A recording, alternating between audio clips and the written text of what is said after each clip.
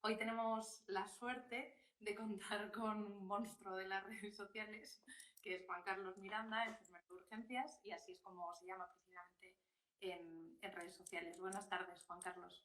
Muy buenas, muchas gracias por la oportunidad de estar aquí con vosotros, de haber participado, de dejarme participar en estas charlas, ¿no?, tan interesantes que estáis haciendo, que he podido estar viendo estos días y poder dar mi visión como eso, ¿no?, como enfermero de urgencia. Claro, bueno, yo creo que desde luego es una perspectiva muy interesante y vamos a tener la oportunidad de ir viéndolo. Sí que te quería pedir, Juan Carlos, que bueno, igual la gente que va entrando en el directo no te conoce, seguramente sí, pero si pudieras contarnos un poquito, porque yo sé que tú siempre estás metido en un montón de líos, follones y que te gusta el jaleo, vamos. Entonces, si nos puedes contar un poco pues tu trayectoria y tal para que te vayan conociendo mejor. Vale, bueno, pues soy Juan Carlos Miranda, soy enfermero de urgencia desde hace 14 años en un hospital de Málaga, concretamente en el Hospital Costa del Sol de Marbella. Y bueno, siempre me ha apasionado un poco el mundillo de las redes, como un hobby en general, ¿no? Es por lo que me inicié. Siempre cuento que lo de abrir el blog, que fue lo primero que abrí de enfermero de urgencia, fue en una cena con unos amigos que habían abierto un blog de cocina hace muchos años y que me decían, pues de enfermería yo creo que no hay nada hecho y tal. Y probé, es cierto que al principio pues no estaba muy de moda, que todavía era un poco como eso, como algo donde la gente subía sus impresiones y poco más. Y poco a poco pues también pues fui probando Twitter, Facebook, poco a poco. Incluso abrí el perfil de Instagram cuando estaba en una época en la que no estaba muy motivado, ¿no? No tenía, coincidía con la crisis económica y al final abrí otro blog con mi chica que era de viajes y eso, ¿no? Pero me sirvió mucho para aprender a moverme un poco más por redes y descubrir que a mí lo que realmente me gustaba y me tiraba era seguir compartiendo el día a día de lo que es la profesión de los enfermeros, ¿no?, de la enfermería, que no todo el mundo la conoce y me di cuenta de que podía ayudar a gente que todavía no tenía claro lo que era ser enfermero, no tenía claro lo que se hacía como profesionales de la enfermería y también pues a gente que estaba terminando o empezando a trabajar, pues también le ayudaba un poco a dar un poco de conocimiento sobre el procedimiento, sobre cómo actuar en determinadas situaciones y sobre cómo era el día a día en las urgencias, ¿no? Y ahí pues seguí, como tú dices, me va a la marcha y he estado siempre dándole vuelta un poco al coco en cómo poder ayudar, cómo poder aportar mi granito de arena como un profesional más que soy de los muchos que tenemos, ¿no? Y pues me he metido en proyectos sobre humanización de la urgencia y emergencia, en Foro Urge. He estado colaborando también con proyectos tan bonitos como la Fundación Ambulancia del Deseo. Y estoy metido en muchas cosas, pero muchas veces más de lo que me gustaría, pero al final es que me tira, ¿no? No puedo. Y también, bueno, el perfil de enfermero de urgencia, que es verdad que ha subido mucho y que este año pues tenían nuevos proyectos y nuevas cosas que quería compartir, pero poco a poco adaptándonos también a la nueva situación que nos ha tocado vivir. Claro, que hay que cambiar todos un poquito los planes, ¿eh? Precisamente por eso estamos en este tipo de entrevistas. Bueno, pues si os parece, vamos a empezar ya con las preguntas. Yo creo que Muy bien. el perfil es súper interesante porque, pues, aparte de esa capacidad de difusión de conocimientos que tienes, congregas una comunidad de gente con la que intercambias información, etcétera. Entonces, me gustaría preguntarte, tanto en tu experiencia personal como de los perfiles que están en tu comunidad contigo, que sois profesionales sanitarios, ¿cómo estáis viviendo esta situación pues, de crisis enorme, de sobresaturación, de muchísimo trabajo, mucha incertidumbre? No sé si nos puedes contar un poquito tu perspectiva. Bueno, yo creo que hoy, como todo el mundo, en general la población, estamos viviendo esta situación pues, en la que nos hemos visto envueltos sin esperarlo. A cualquiera de nosotros que hace 2 meses nos hubieran dicho que hoy íbamos a estar así, después de todo lo que además ha pasado en este mes y medio largo que llevamos, pues seguramente hubiéramos dicho que era una película, que era broma, ¿no? Eh, a esa incertidumbre o a esa situación de la población en general hay que añadirle pues eso, ¿no?, el tener que estar cara a cara o como profesional sanitario enfrentándonos a una amenaza nueva, ¿no? A una enfermedad que todavía sigue siendo muy desconocida y en la que tenemos que estar a diario, continuamente aprendiendo, readaptando protocolos, funcionamiento, material y eso, ¿no? Entonces, pues yo creo que estamos viviendo esta situación, por un lado, con responsabilidad, ¿no? Porque es verdad que somos profesionales sanitarios que elegimos este tipo de trabajo para estas cosas también, ¿no? No solo para el día a día al que estábamos acostumbrados, sino para cuando llegara una situación como esta, pues estar lo mejor preparados posible e intentar afrontarla de la mejor manera posible. Entonces yo creo que, bueno, que tenemos esa responsabilidad y en el fondo, pues, nuestro trabajo, además de vocacional, pues también de mucha formación, estas situaciones, pues nos enriquecen, ¿no? Nos hacen de aprender y de mejorar también a nivel profesional y también, como yo creo, a todo el mundo, como personas, ¿no? Todo esto nos está aportando bastantes cosas, ¿no? Luego también lo vivimos con incertidumbre, ¿no? Como tú decías, ¿no? Enfrentarnos a una amenaza nueva, no saber si nos vamos a contagiar, si vamos a llegar a casa y podemos contagiar a nuestros seres queridos, o el no ver a nuestros seres queridos desde hace, yo ya voy camino de más de 2 meses, ¿no? Al ver la situación que venía, el no saber bien cómo la íbamos a afrontar, pues se toman medidas de intentar evitar ese contagio, ¿no? Pero luego también, pues yo creo, lo vivo con la ilusión de saber que pese a todo, ¿no? Estamos pasando esta primera oleada, ¿no? Estamos, por desgracia, ¿no? Con la tristeza también de haber perdido a mucha gente, de haber vivido situaciones que van a quedar ahí en el recuerdo, ¿no? Y que nos van a marcar a todos, ¿no? Pero con la certeza de que estamos dando lo mejor de nosotros, ¿no? Y estamos intentando, pues, salir de esto y ahora, pues bueno, los resultados van mejorando, las cifras parece que empiezan a aliviarnos un poco, pero bueno, sin olvidar todo lo que hemos pasado, ¿no? Por supuesto. Desde luego, por nuestra parte, tanto a nivel personal como profesional, tenéis nuestro mayor agradecimiento y vamos, no podemos, no hay palabras para describir realmente lo que valoramos el trabajo que estáis haciendo. Luego, bueno, quería hablar contigo también porque precisamente dentro del mundo sanitario tú estás un poco en el ojo del huracán porque son las urgencias, las UCIs y los servicios de emergencia los que están más saturados en este momento, ¿no? Por eso, dentro de las urgencias, que es el campo en el que tú trabajas, ¿cómo estáis organizándoos para trabajar pues con otros servicios como pueden ser las emergencias cuando vienen los traslados hospitalarios o incluso con la primera atención primaria de los pacientes menos graves que quizás pasan la primera parte de la enfermedad en casa hasta que tienen que llegar a urgencias?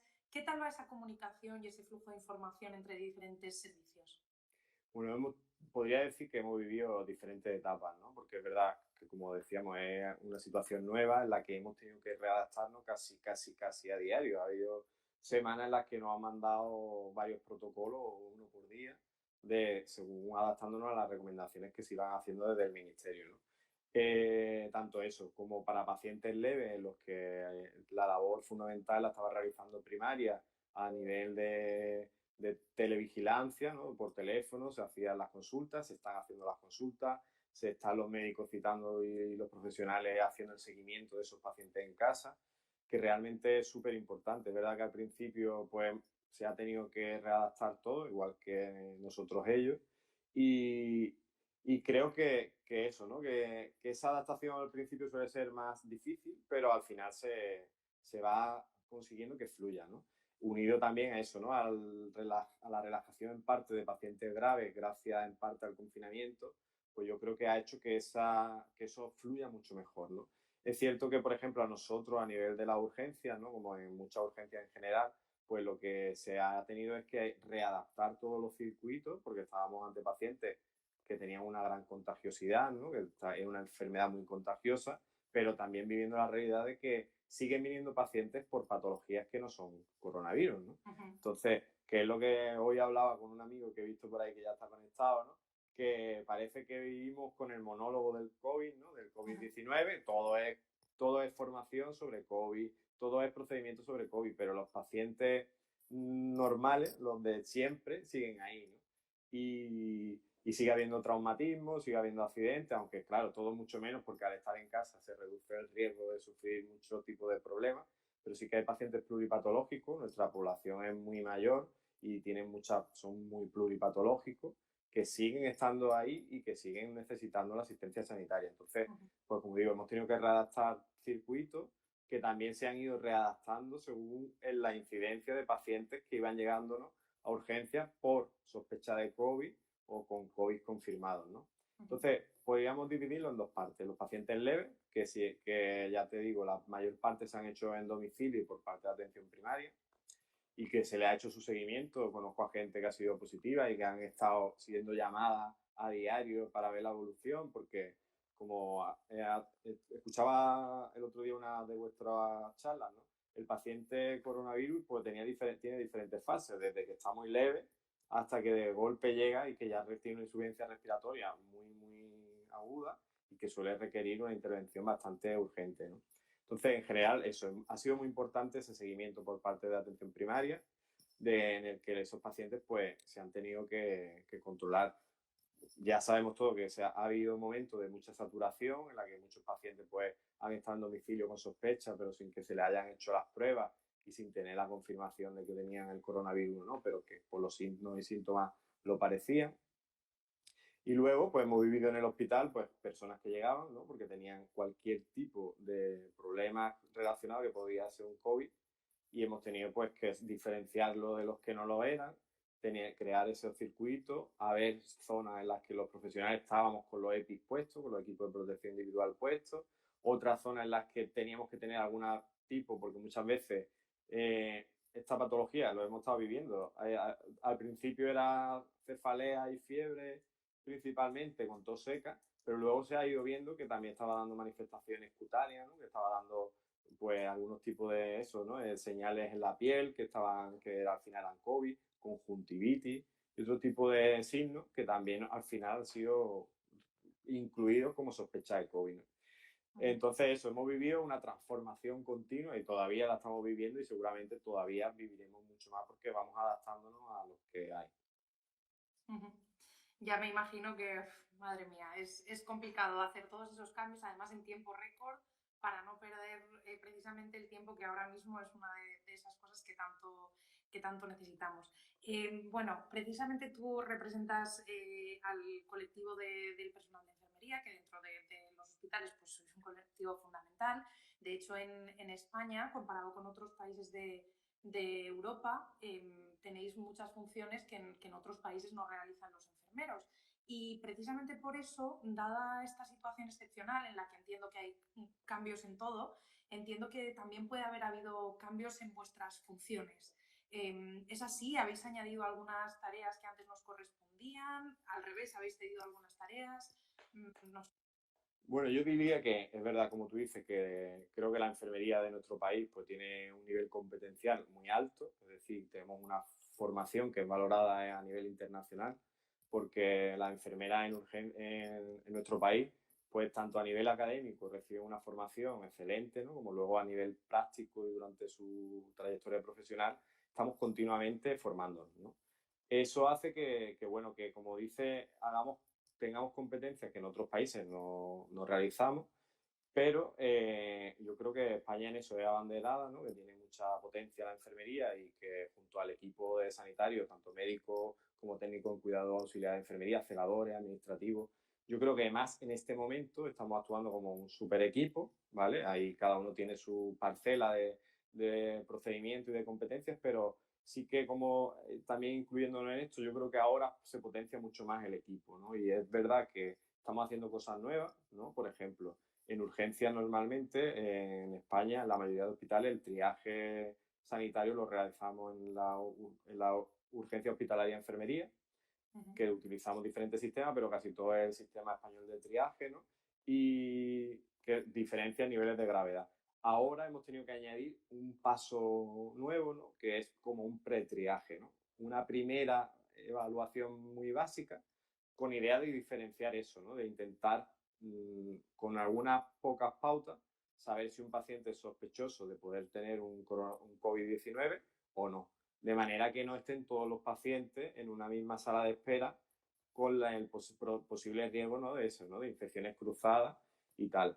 Que es lo que decíamos, también es cierto que muchas veces también me gusta tranquilizar a la población en ese aspecto. Es verdad que es una enfermedad muy contagiosa, pero desde hace ya un tiempo, entre las medidas de higiene, de lavado de manos continuas, la distancia de 1,5 metros, 2 metros y el uso de mascarilla, el riesgo de contagio se reduce bastante, ¿no? Entonces, que aunque estemos en una sala de espera y nos equivoquemos y haya una persona que pueda ser un COVID, pues también con las medidas higiénicas adecuadas no quiere decir que me vaya a contagiar directamente por estar a 2 metros de él, ¿no? Entonces, yo creo que eso, por ese lado, hemos tenido que añadir procedimientos, también hemos tenido que añadir la nueva forma de coger de la toma de muestras, ¿no? Porque tenemos que hacer un montón de nuevas PCR, ¿no? Nasofaringe a pacientes con sospechas que vienen, estamos haciendo muchísimas, hemos hecho muchas, ahora parece que también se van añadiendo pacientes que tienen criterios nuevos, porque claro, tenemos que entender que eso, ¿no? Que se ha aumentado el abanico de pacientes con posibilidad de tener COVID y eso hace que se requiera un esfuerzo mayor haciendo mayores controles a los pacientes. Luego también hemos tenido que añadir que habitualmente, aunque los profesionales de enfermería estamos formados para colocarnos los EPI, ¿no? Los equipos de protección y lo hemos hecho siempre, ¿no? Con una formación bastante adecuada, ¿no? Y nos hemos enfrentado, siempre también, hace poco lo leía, ¿no? Y era una reflexión que era real, ¿no? Ahora tenemos el COVID, pero hemos estado años, muchos años, enfrentándonos a enfermedades muy infecciosas y lo hemos manejado súper bien, ¿no? Entrando con un acetinobacter, que son aislamientos muy estrictos, que son enfermedades muy contagiosas y también son peligrosas. Y sin embargo, eso no ha salido nunca tanto en las noticias o otras enfermedades muy contagiosas a las que enfermería está perfectamente formada y capacitada para ponerse los EPI, tratar a esos pacientes, quitarnos los EPI de forma segura y no contagiar al resto de la población.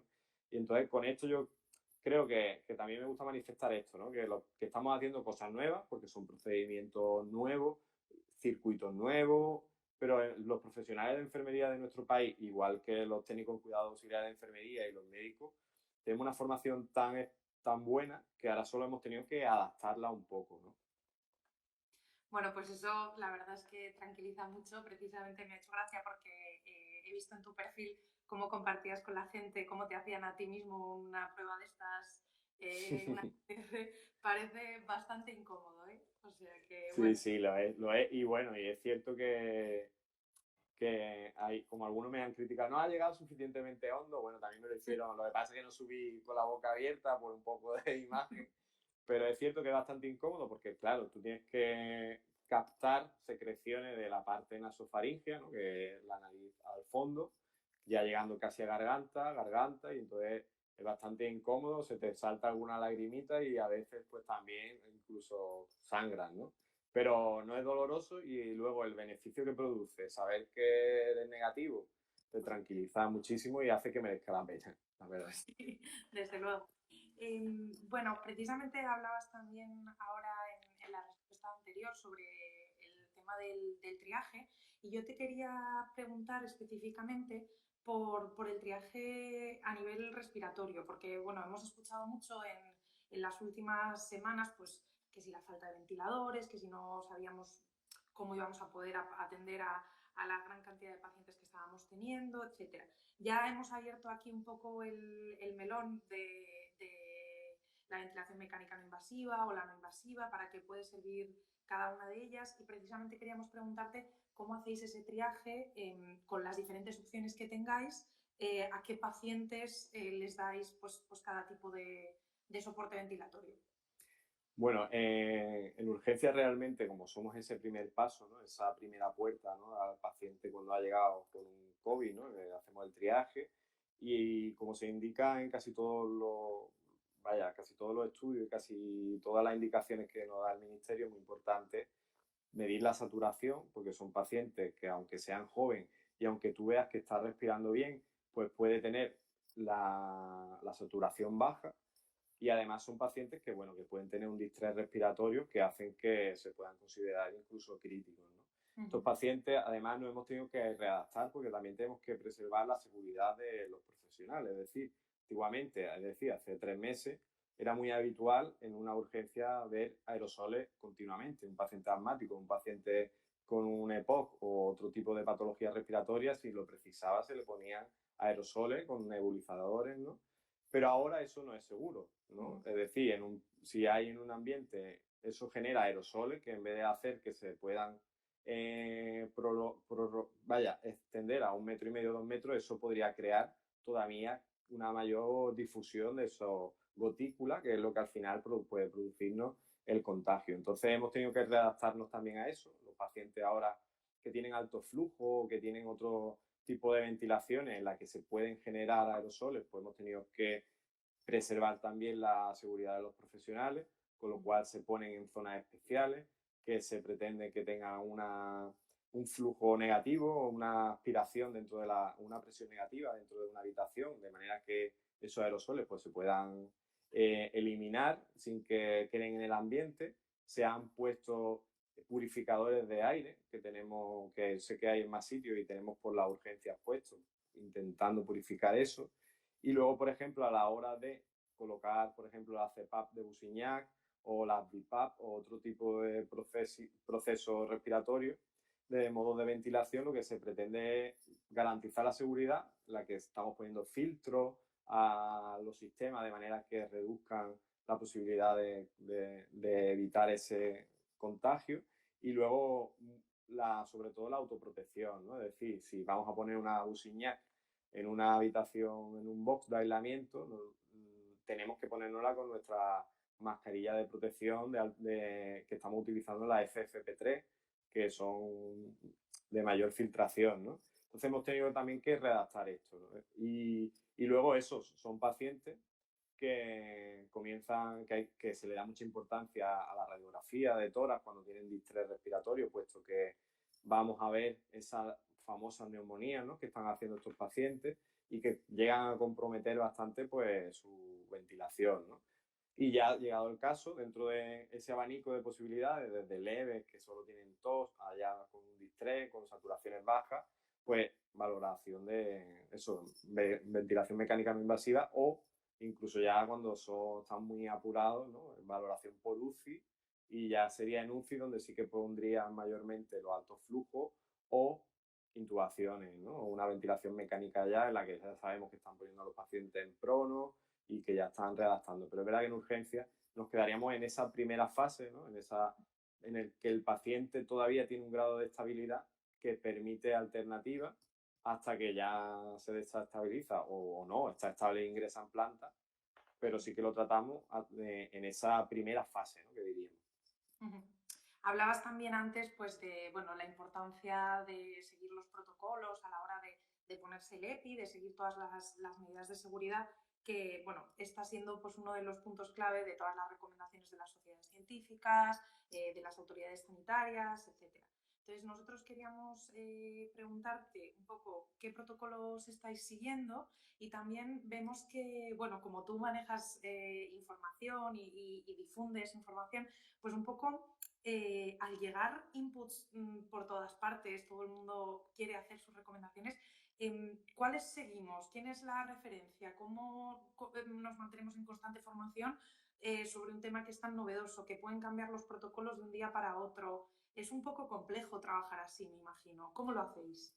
Es complejo, como dices, porque como es un flujo continuo de información que nos va llegando desde todos lados, y también un flujo a veces peligroso porque todos estamos viviendo el gran número de bulos que hay por redes, ¿no? Estamos viendo pues que se dice que los pacientes, si comes esto va a ir mejor, o que influye mucho el grupo sanguíneo y tal, cuando todavía son a lo mejor informaciones que no están contrastadas, ¿no? Y hace que a veces, pues, es más, yo creo, la lucha contra la gente que cree en esas informaciones que no son siempre ciertas. Entonces yo siempre digo lo mismo, ¿no?, que lo importante es tener siempre una capacidad de analizar toda la información, ¿no? No creernos todo lo primero que nos llega. Ya lo he dicho alguna vez, que a veces mi propia madre me escribe diciéndome, oye, esto es normal, y un audio, ¿no?, de alguien que dice ser médico de tal hospital o enfermero de tal hospital y que está contando una cosa que no está contrastada, que no sabemos si esa persona es realmente un sanitario, y si lo es tampoco sabemos si realmente está diciendo la verdad, ¿no?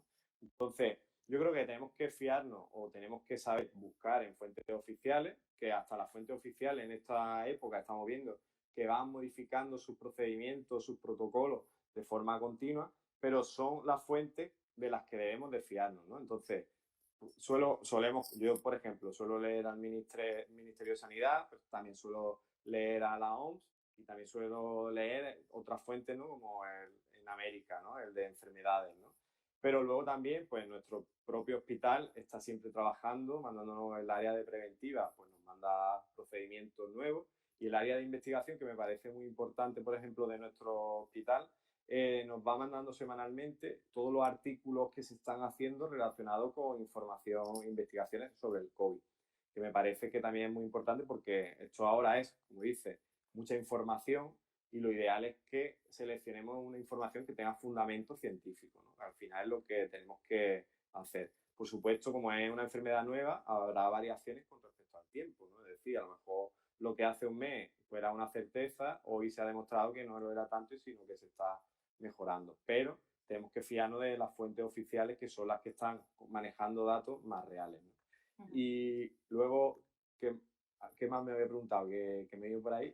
Te preguntaba, pues eso, un poco, ¿qué fuentes utilizas tú y cómo haces para saber cuáles son las más fiables, que ya sí que nos has explicado un poquito, y qué recomendarías? Eso. Y luego, por ejemplo, sí que hay perfiles en redes de profesionales que ya a lo largo de los años pues seguimos, ¿no? O sigo, y que demuestran pues igual, ¿no? Encuentran un artículo científico importante, pues lo difunden, están compartiendo contenidos que son de calidad. Luego también hay empresas que también, o hay asociaciones que comparten información relacionada con el día a día que estamos viviendo, como SEME. En Vivón también tenéis muchos artículos, tenéis recomendaciones y tenéis expertos que están dándonos su forma de poder manejar pues parte de vuestro material con el que estamos día a día trabajando. Y yo creo que eso, también tenemos que tener la capacidad, ¿no? De no saturarnos de tanta información, pero también de analizar la información. Y luego, por ejemplo, en el día a día hay cosas que vamos viendo, ¿no? Cuando un paciente tiene una sospecha de coronavirus, pues estamos viendo en él alteraciones que ya hemos escuchado hablar a expertos que también se están, otros compañeros, ¿no? Pues la placa, la radiografía de tórax está de esta manera, en la analítica estamos viendo que algunos valores se alteran de esta forma, por ejemplo, los linfocitos bajan, el dímero D se eleva. Entonces, vamos relacionando y yo creo que estamos aprendiendo en conjunto mucho todos, ¿no? Nuestros compañeros médicos, ¿no? Pues yo tengo compañeros que me dicen, mira Juanca, estamos viendo este vídeo que explica esto muy bien, en cómo se produce pues la tormenta esta de los macrófagos, que se está hablando mucho ahora, y diferentes formas que creo que entre todos estamos aprendiendo. Pero eso, siempre intentar pues tener una capacidad de análisis, como a mí me decían muchos profesores, tenemos que cuestionárnoslo todo, siempre, no todo lo primero que te llegue es verdad, ¿no? Tú tienes que tener la capacidad de decir, bueno, me lo voy a leer, voy a buscar en fuentes oficiales, que son las que se supone tienen que dar una información más fiable, y eso, ¿no? Y por ahí. Claro, bueno, pues muchas gracias por esta respuesta. Aprovecho para recordar a nuestro público que en la cajita de comentarios de abajo podéis ir haciendo preguntas y abriendo debate, que yo creo bueno, que hay muchos temas aquí interesantes para debatir. Y si te parece, pasamos a la siguiente pregunta, que tiene un poco más que ver con esta parte de tu carrera, que está más centrada en la humanización. Antes has comentado que formas parte de Foro Urge y de algunos proyectos más. Y bueno, ¿cómo se humaniza en una situación como esta? ¿Es posible? Y luego, aparte, quería preguntarte también que estamos en un momento en el que toda la sociedad tiene los ojos puestos en vosotros como personal sanitario, y se os está valorando un trabajo que a lo mejor durante años pues, no se os había prestado excesiva atención, pero ¿cómo cuidamos a los que cuidáis en estos momentos? ¿Qué necesitáis y cómo podemos ofreceroslo tanto pues, el sistema sanitario como la sociedad? Bueno, en cuanto a esta parte última, yo creo que es verdad que ahora estamos en el ojo del huracán, ¿no? Como quien dice, ¿no? Cuando la gente a lo mejor tiene ese miedo a esta nueva enfermedad, el pensar que hay gente que por su profesión va cada día a enfrentarse a ella, pues yo creo que hace que se valore, ¿no? Como te decía antes, realmente nosotros estudiamos y nos formamos en estas profesiones sabiendo a lo que nos exponíamos un poco, ¿no? Entonces, pues nuestra profesión, no somos héroes como muchas veces se dice en los medios, sino que somos profesionales y me parece bien que se reconozca un poco lo que estamos haciendo, pero también me gustaría pues que sirviera realmente para que la gente pues valore lo que realmente somos los profesionales sanitarios, cuál es nuestra función en nuestro día a día y que no se olviden de eso, ¿no? Yo siempre digo eso, ¿no? Que cuando pase esto, pues viene una época mala para todos, todos vamos a pasar una época que dicen que no va a ser fácil, ¿no? Por la situación económica y social que vamos a vivir y todos tendremos que poner nuestro granito de arena y trabajar, pero también me gustaría que no se olvidara, porque igual que ha venido esta pandemia, pues seguramente seguirán viniendo más y, aún así, y aunque no vengan, ¿no? El sistema sanitario debe de ser uno de los pilares básicos de cualquier sociedad, ¿no? Un sistema sanitario adecuado pues va a evitar pues, que haya problemas como los que estamos teniendo ahora, ¿no?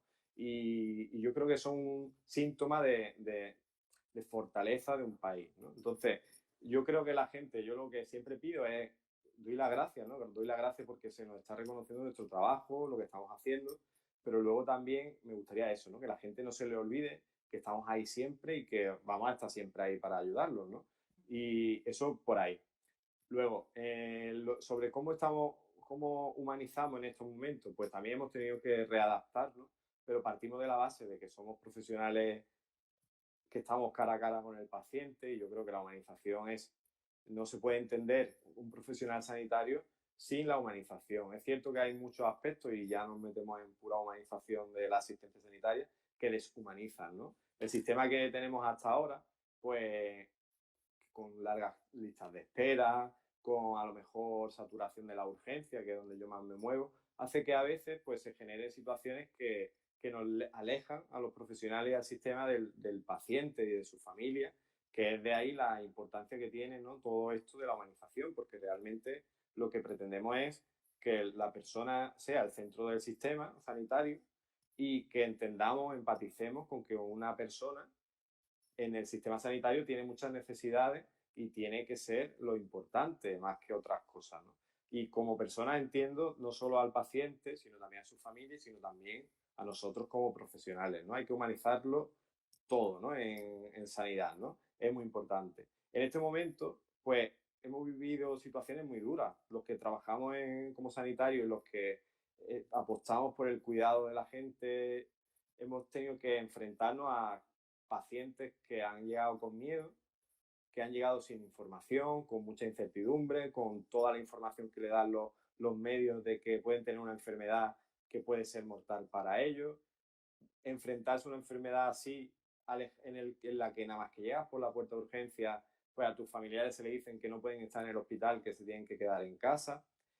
Situaciones en las que pacientes han fallecido solos, ¿no? Sin poder ver y despedirse de sus familiares y el daño tan grande, ¿no? De ver a esos familiares en casa sin poder despedirse de sus familiares, sin recibir la información, pues yo creo que al principio y en determinadas situaciones fue así un poco, pero luego nosotros mismos nos hemos dado cuenta de esa necesidad tan grande que no podía ser, ¿no? Esa empatía de creer que eso no podía ser así y hemos buscado la forma, ¿no? De intentar acercar de nuevo, aunque sea con medios nuevos, a esos pacientes y a sus familias, ¿no? Entonces, pues se han llevado a cabo un montón de iniciativas, ¿no? Desde llamadas telefónicas, se han donado, la gente está entre todas las acciones increíbles que se están haciendo, lo de la donación de tablets, por ejemplo, para poder hacer videollamadas, pues la verdad es que hemos tenido muchísimas lágrimas de emoción, ¿no? De ver a los pacientes, aunque sea a través de una pantalla,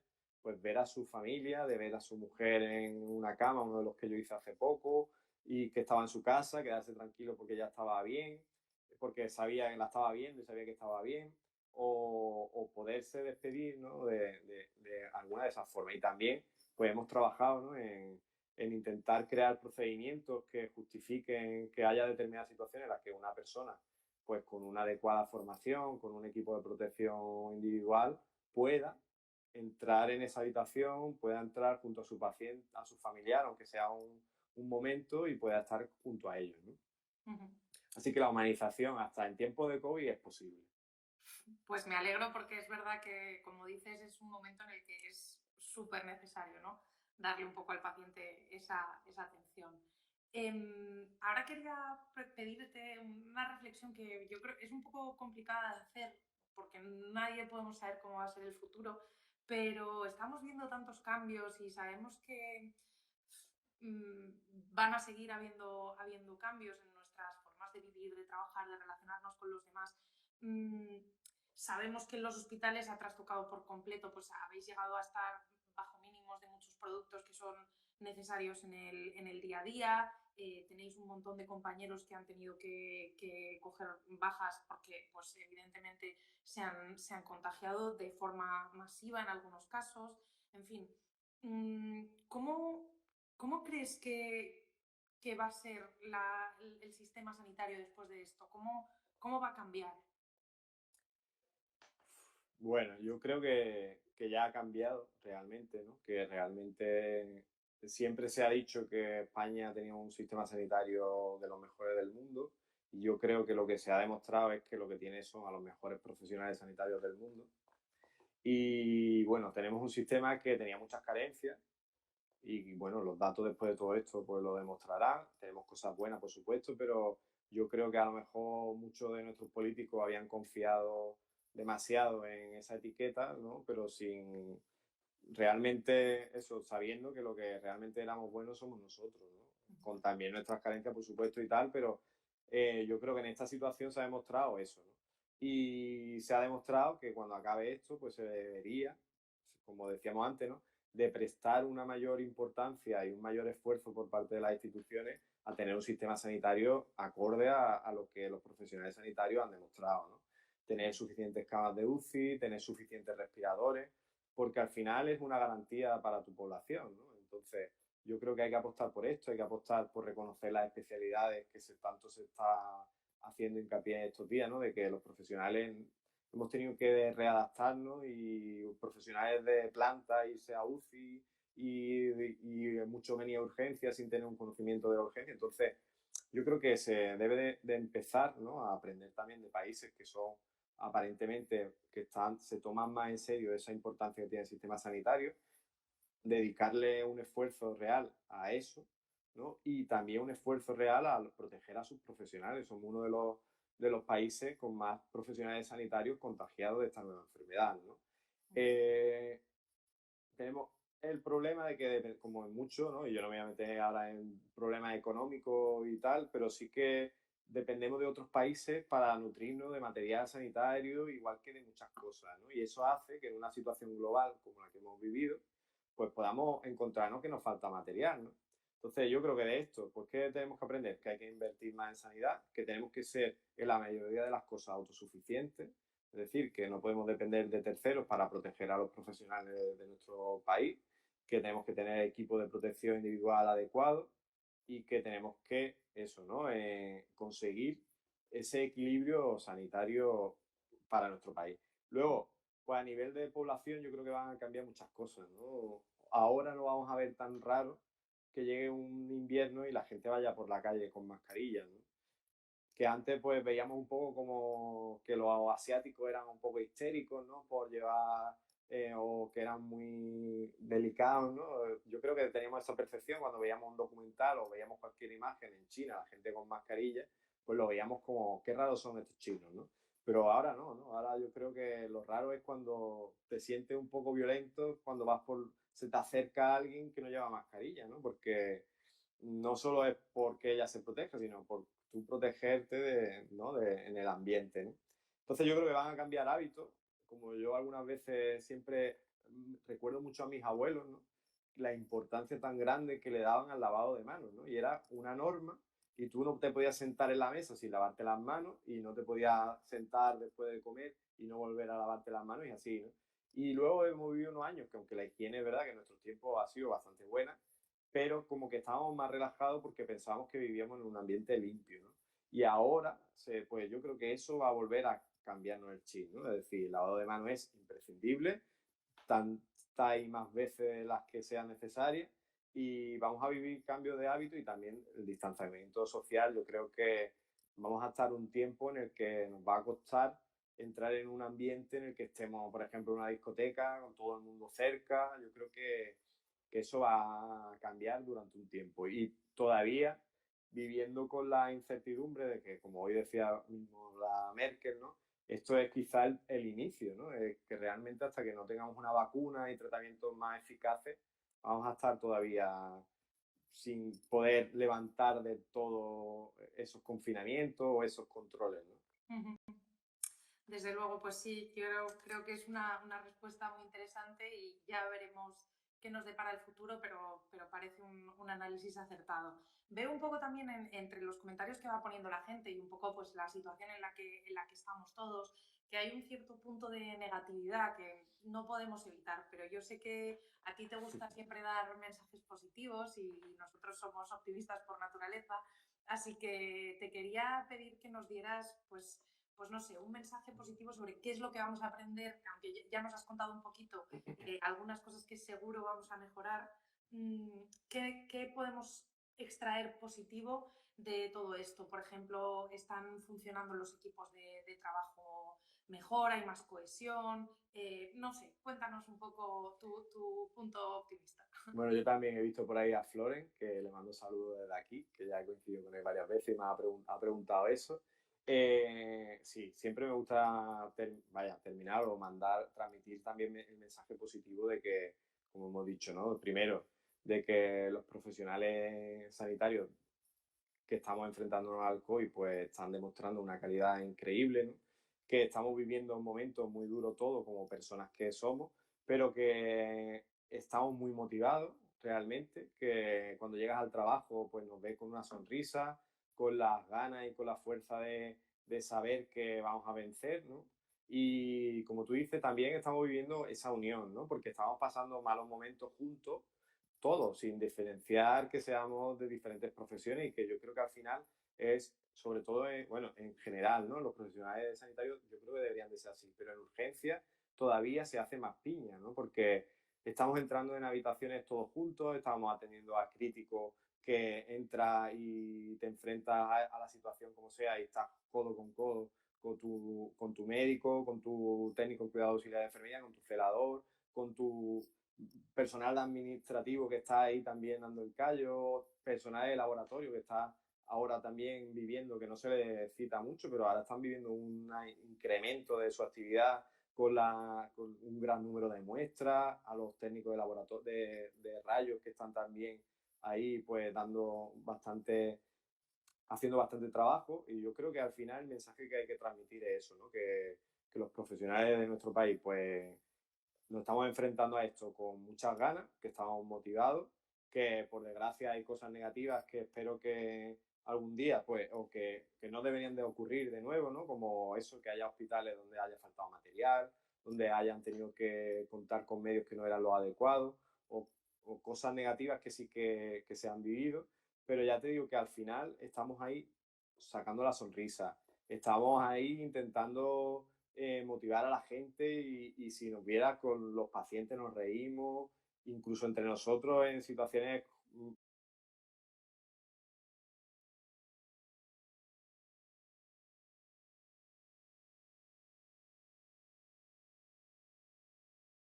final hay que mandar ese mensaje, que además de que estamos haciendo más piña, de que los equipos estamos muy motivados y con ganas de que esto acabe pronto, pero diciendo eso que siempre digo, ¿no? Ya hoy falta un día menos para superar esto. Bueno, pues con eso nos llevamos un chute de energía positiva a todos, así que te lo agradecemos mucho. Sí que nos han hecho algunos comentarios a lo largo de la entrevista que me gustaría repasar un poquito para ver si quieres comentar alguna cosa al respecto. Los primeros nos decían que consideran pues, que el hecho de que no haya una especialización de los cuidados en nuestro país hace que la profesión no pueda crecer en su esplendor sobre sus competencias. No sé qué opinión tienes tú sobre esto. Bueno, es lo que comentaba antes, ¿no? De que una de las cosas que se debería de conseguir por fin es que se reconozca la especialización de nuestra profesión, ¿no? Hablando de la enfermería, ¿no? Es verdad que hay diferentes especialidades, pero hay muchas que llevamos años reclamando que todavía no consiguen reconocerse.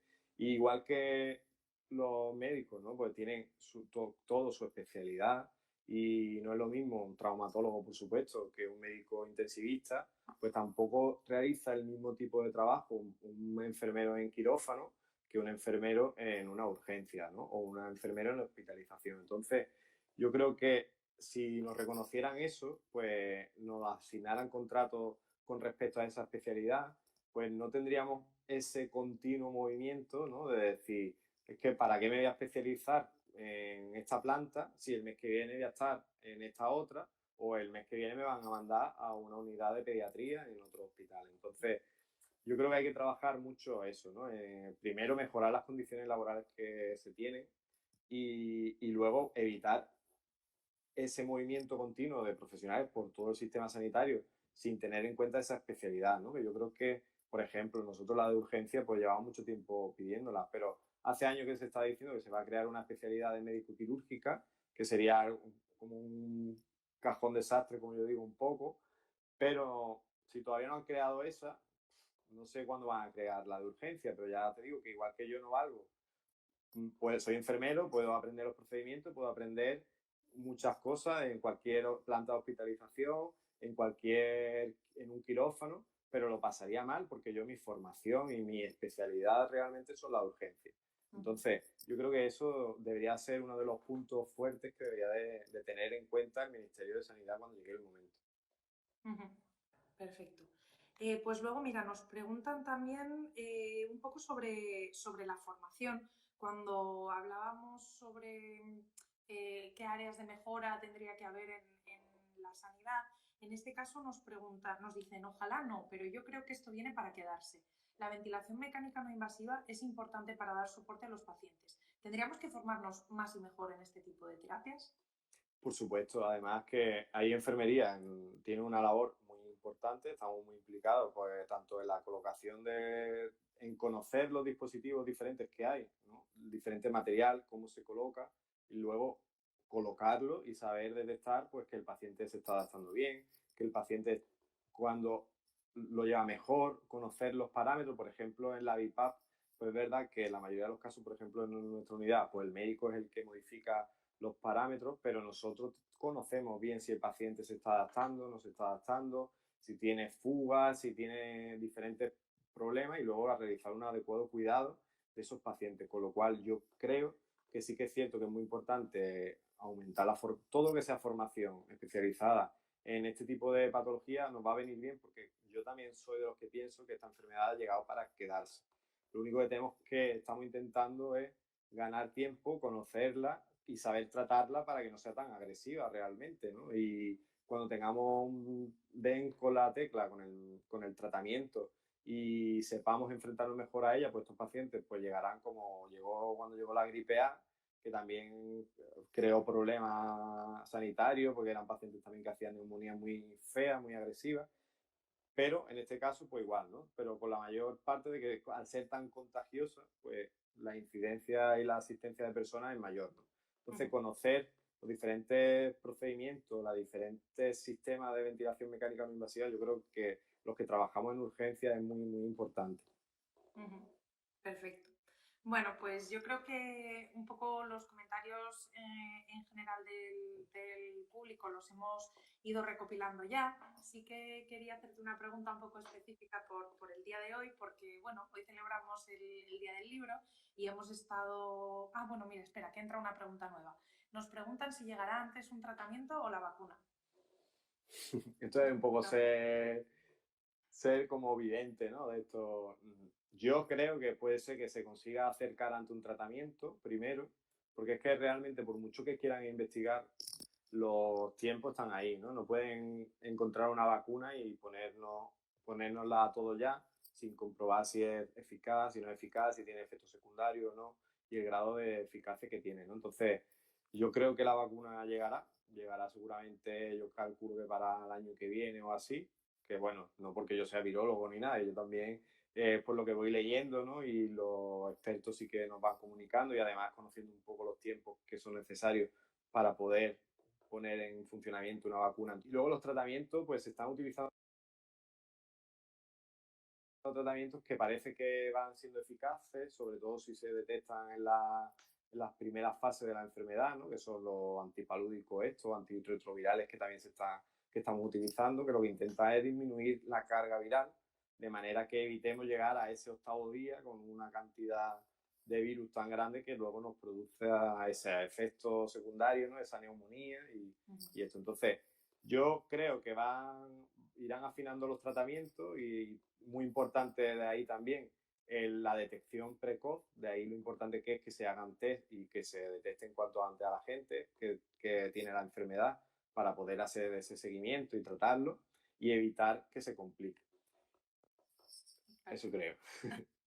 Bueno, pues ya para acabar, si no hay más preguntas, sí que me gustaría preguntarte, a tenor de que hoy celebramos el Día del Libro, si nos recomendarías algún libro pues, de alguno de estos temas que hemos ido tratando a lo largo de la entrevista. Pues hemos hablado de algunas técnicas, pero también pues, hemos hablado sobre humanización, sobre gestión sanitaria, etcétera. No sé si nos recomendarías algún libro. Bueno, ahora es verdad, como te digo, casi todo lo que nos mandan son documentos del ministerio y tal, que no son libros, pero sí que de humanización, pues siempre en nuestro país es muy recomendable a José Carlos Bermejo, que es un profesor es un Camilo, tiene uno en la Universidad de la Humanización, que tiene muchísimos artículos y tiene muchos libros, ¿no? Que tiene uno que se llama, que me lo he tenido que copiar, Humanizar el cuidado, atención centrada en la persona, que es bastante conocido. Y luego, por ejemplo, hace unos días unos amigos que también son gestores, son enfermeros, han publicado un artículo con un libro con vivencias de los profesionales ante el COVID, ¿no? Que está ahí, lo pueden comprar en Amazon, que se llama Ante la crisis corazón, que si os animo a que lo busquéis, porque los profesionales van a ir a compartir vivencias personales, experiencias y determinadas cosas que están viviendo en esta crisis y que creo que puede ser interesante. Y luego, a mí es verdad que ya es un libro que es antiguo, que es de Paulo Coelho, ¿no? Que es el de El alquimista, que es verdad que es un libro muy antiguo, que hay libros que he leído que son mejores, pero siempre me gusta recordarlo, ¿no? Porque manda ese mensaje, ¿no? De que cuando tú tienes un sueño, cuando tú quieres algo, al final, pues el universo conspira para que lo consigas, ¿no? Entonces, yo es algo que me motiva siempre, que tengo ahí, que tenemos que tener ilusión, ¿no? Tenemos que tener ganas de superación y cuando queremos, ¿no? Si ponemos todo nuestro esfuerzo, seguro que lo vamos a conseguir. Perfecto, pues bueno, a ver si es verdad y conseguimos este sueño, que yo creo que es un poco un sueño de toda la humanidad.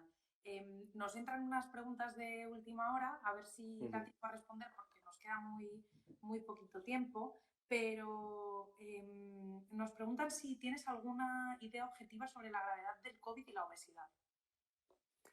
Bueno, por los datos, es decir, los estudios dicen que la obesidad parece ser un factor grave para los pacientes con COVID y en la realidad, en mi experiencia personal, sí que he vivido que pacientes con obesidad suelen responder peor. He vivido situaciones de pacientes, eso, tienen una obesidad mórbida o un grado de obesidad avanzado, que suelen responder peor, por lo que yo he vivido. Pero también lo que nos dicen los estudios por ahora, ¿no?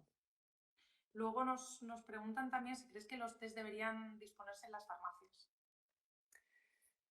Bueno, todavía es que como hay mucha controversia, porque muchos de los test no son del todo fiables, entonces sí que creo que hay que hacer test cuanto antes, es decir, que se deben de extender mucho y, si son efectivos, pues igual que un test de gestación, realmente es que lo que están dando ahora, lo que se están haciendo son como test de gestación, entonces creo que pueden ayudar a evitar que la gente sature los hospitales, aunque quizá yo lo que haría sería poder dotar a atención primaria de medios suficientes para que esos pacientes pues sean detectados y se haga su seguimiento desde atención primaria, que creo que los tiros van un poco por ahí ahora. Perfecto. Bueno, pues yo creo que hasta aquí hemos llegado con la entrevista de hoy. Han surgido temas muy interesantes. Te damos las gracias por por haber estado con nosotros y por haber estado dispuesto a responder a nuestras preguntas y a las preguntas del público. Yo creo que de hoy nos llevamos un mensaje bastante ilusionante, que es bueno, que vosotros estáis en primera línea pues con una sonrisa, con ganas de salir adelante y que vemos un futuro esperanzador, diferente, pero en el que contaréis seguro con el apoyo de toda la sociedad y con el reconocimiento que os merecéis. Así que bueno, muchísimas gracias, Juan Carlos. Bueno, muchas gracias a vosotros por haber querido contar conmigo, la verdad que me ha hecho mucha ilusión y agradecer a todos los que nos han visto y lo que digo, que estamos ahí, que tenemos, que ojalá que esto acabe pronto, que tenemos la formación y la fuerza para intentar luchar contra esta amenaza y lo que os he dicho al principio, no os olvidéis de nosotros cuando esto acabe. Perfecto, pues nosotros vamos a intentar que desde luego ese olvido no llegue. Mucho Te ánimo a agradezco todos. que hayas estado con nosotros. Gracias.